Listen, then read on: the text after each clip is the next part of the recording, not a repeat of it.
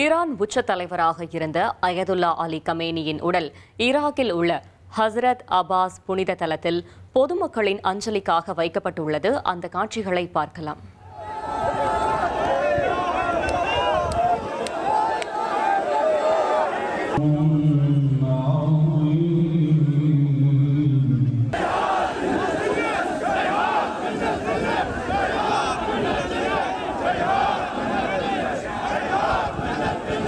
இது குறித்த கூடுதல் தகவல்களை செய்தியாளர் ரமேஷ்குமார் வழங்க கேட்கலாம். ரமேஷ்குமார், வணக்கம். முழு விவரங்கள்.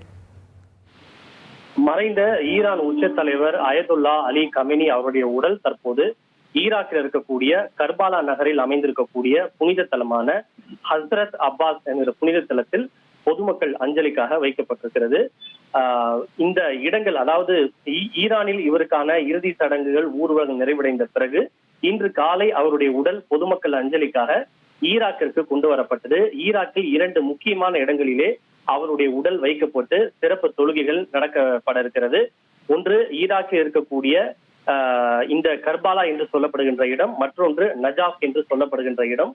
உலகம் முழுவதும் இருக்கக்கூடிய ஷியா பிரிவு முஸ்லிம்களை பொறுத்தவரை மக்கா மதினாவுக்கு அடுத்தபடியாக இந்த நஜாஃப் மற்றும் கர்பாலா என்று சொல்லப்படுகின்ற இந்த 2 இடங்களும் மிக புனிதமான ஒரு தலங்களாக கருதப்படுகின்றன. ஏனென்றால் அயதுல்லா அலி கமேனி அவர்கள் ஷியா பிரிவை சேர்ந்தவர் என்பது குறிப்பிடத்தக்கது. அந்த வகையில் ஈராக்கிலும் பரவலாக இந்த ஷியா பிரிவை சார்ந்த இஸ்லாமியர்கள் வசிக்கக்கூடிய நிலையில் அங்கு இருக்கக்கூடிய மக்களும் அதை சுற்றி இருக்கக்கூடிய நாடுகளை சார்ந்த மக்களும் இவருக்கு அஞ்சலி செலுத்தும் விதமாக ஈராக்கிற்கு தற்போது அவருடைய உடல் கொண்டு வரப்பட்டிருக்கிறது. இன்று காலை நஜாஃபில் இருக்கக்கூடிய இமாம் அலி புனித தலத்தில் அவருடைய உடலுக்கு அஞ்சலி செலுத்தப்பட்டது. தற்போது அங்கு முடிந்த பிறகு கர்பாலாவில் இருக்கக்கூடிய ஹஸ்ரத் அப்பாஸினுடைய இந்த புனித தலத்தில் அவருடைய உடல் வைக்கப்பட்டு சிறப்பு தொழுகைகள் நடத்தப்பட்டு வருகிறது. லட்சக்கணக்கானோர் திரண்டு நின்று கண்ணீர் மல்க அவருக்கு அஞ்சலி செலுத்தி வருகிறார்கள்.